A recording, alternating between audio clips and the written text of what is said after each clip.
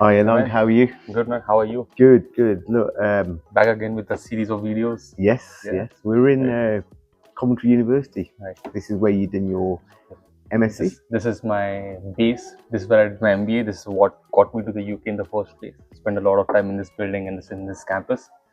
So yeah, Right. almost like home for me. Do you just want to quickly talk about this building or where you are at the moment? And so we're in the hub. I think anyone from Coventry or Coventry University would pretty much know the building by the background of it. And this is where you collaborate to work or you work by yourself. But it's the coolest place compared to the library that we have. Library is great as well. No complaints over there. I've spent more time in the library than the hub.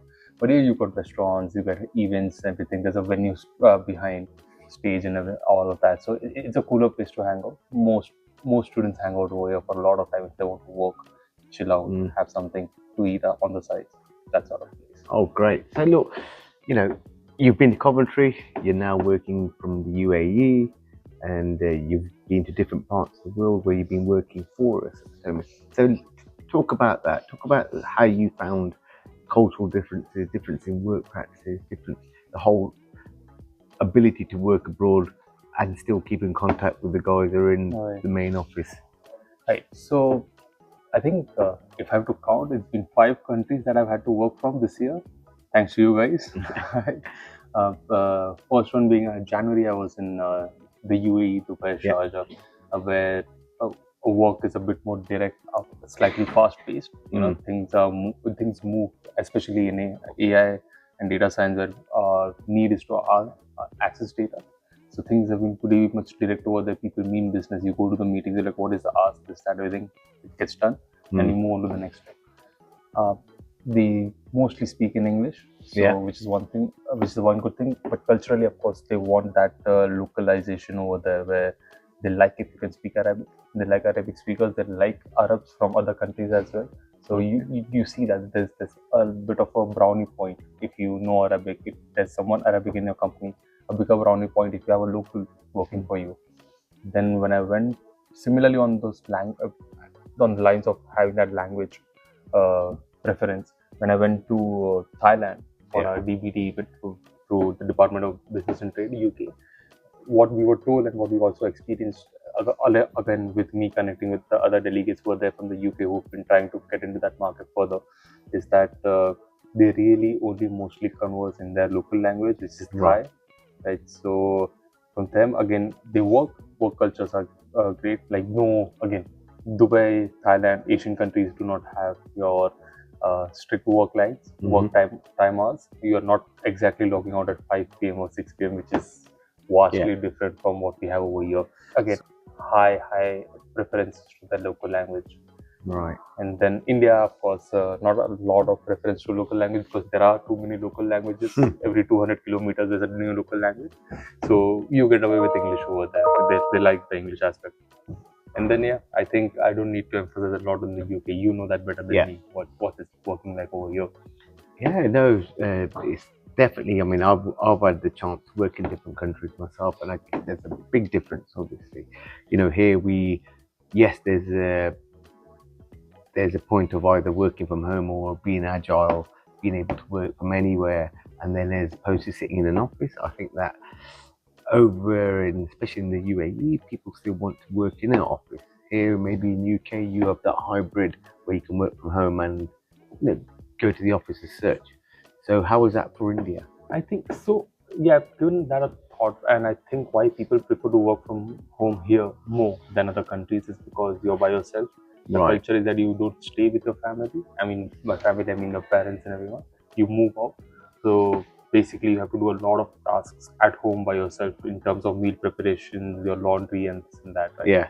So it's easier for people if they could stay back at home, do those chores, and also like continue working. That's why I think people prefer to stay at home and work remotely over here, whereas people are a bit more open and receptive towards still working from office in countries that have a higher level of staying together as a family environment, nuclear family versus joint family kind of culture. So Asian countries, they still live together, parents live with you, so there are people who cook for you, do the remaining bits of the work at home, right? So they can go to office and come back.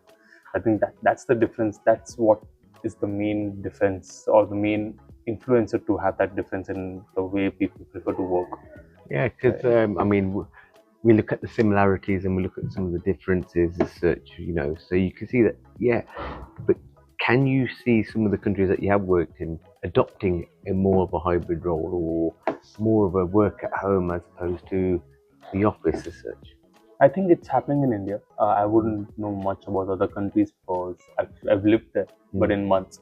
I've lived over here in years and I've lived in India for my life. So I see India started adapting. I've been speaking to my colleagues who are still continuing to work in Indian companies who do not take a day off, Yeah. but then they opt for at least one day to work remotely from home. So what they do is, let's say there's a holiday on Thursday, Yeah. and Saturday, Sundays usually are off, but they want a long weekend. So previously, people used to put a day off on Friday because working from office was the only way. Yeah. But now they've started getting the option and they start using it. Is that they are off there in a different city trying to vacation, but the Friday is a workation kind of thing where they take the laptop along. So that's giving them that benefit. That's also where entrepreneurs and business owners are getting a bit comfortable and trusting their employees that they will work on that Friday. Yeah. Right? Yeah. We don't know how much do they do, but yeah, the confidence level is coming in, the trust is coming in, and the flexibility along with that is also coming in. Yeah, which is something that you need to have that flexibility. I mean, like even where we are at the moment now, we're in this university, and we can see a lot of it seems to be a relaxed atmosphere as such. People are getting along with their work. They know they have to be done, but they still manage to do it. Do you have to feel that traditional offices can stifle a little bit of of that creativity that you might have?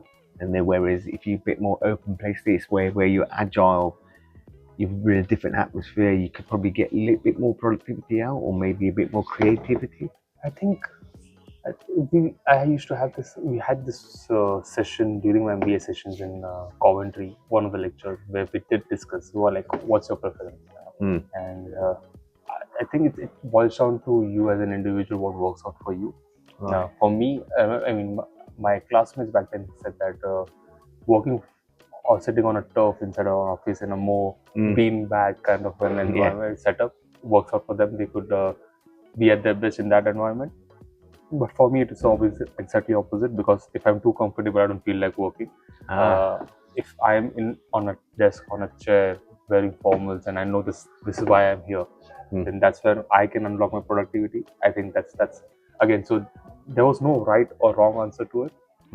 It was about what you prefer and what helps you, and that's what makes you human, right? Because there's no one set particular formula to make humans work. It goes on to the HR aspect and everything that I've never dealt with, but I can understand is that every human being has its own ways of preferences and way of working things around, and it comes down to how you prefer to do it. So we got cultural differences as well. Maybe different countries have slightly different, obviously religious, cultural differences that do have an impact on your own work. So no, that'd be great. I mean, just to finish off with that before we actually move on to where we are at the moment, we're at Coventry University. So good working from home, from your complete working from home or working from different countries. Can you be agile? Do you prefer it? Yes or no?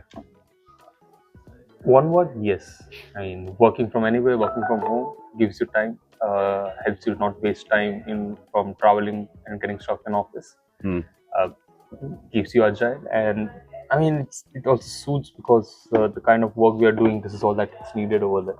Right. Yeah. So no matter where you go, of course, internet connectivity is one thing, but we are more connected these days with the 5G technology and everything. But yeah, if this is all that you need to work, then agile is the way, right? Yeah, agile is the way. Right. Just moving on now. We're in Coventry University, so here we see a very nice place. We talk about ecosystems of how universities, local government, localization, how we can build that ecosystem of looking towards the latest or a talented group or pool of people that can be used in technology, or we can build the latest way of innovation. So when we spoke about the different cultural ways of working, Thailand, Vietnam, Dubai, UAE, right? That's when we need to take a step back and think that if this is the way it actually works and this is the best way to make it work, creating a local ecosystem across every city, every borough over here. Right? That's a very efficient way to get around the challenges. Where in an economy like the UK, where every city has its own university. I don't think that's the case everywhere. Maybe it is. Maybe there are more than one university. But if the city council, the university, and can together work on solving challenges that city faces, then that's the most. Forget in-country value. That's the in-city value that you develop. Because the children that have born and raised in that city, a lot of them come from outside, which is still fine. You can understand what the problems are in Coventry compared to what the problems are in Manchester right now, because all the same country, there's a bit of a difference. So they're facing different sort of problems than Coventry is.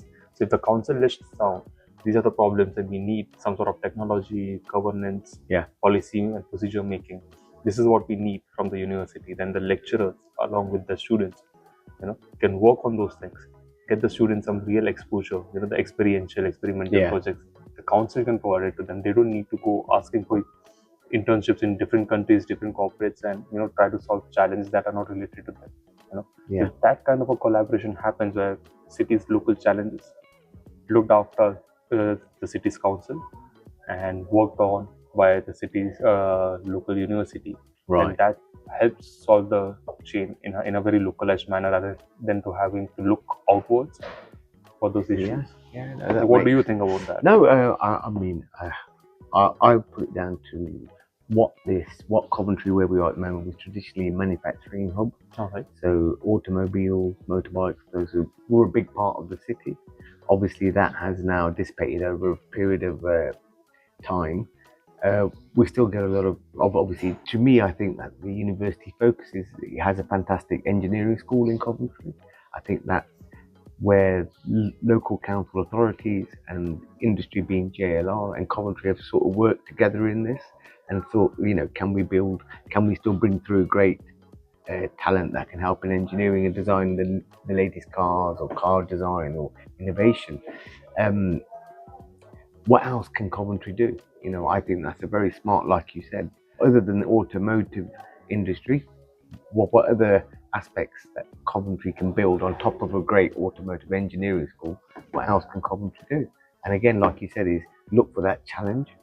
We knew there was a challenge with automotives, so hence we pushed that way. But what other challenges is that Coventry face? Let's build that ecosystem with the university and council and local industry working together.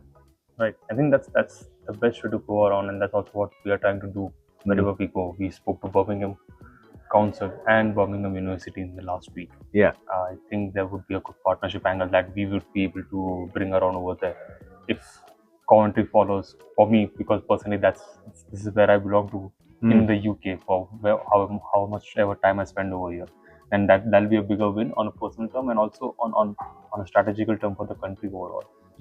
Oh, great. So hopefully the next time we do our podcast, we'll do it in a different country, at a different university. I mean, it depends on how much funds do you have for me. Okay, thank you. Thanks a lot for that. Thanks.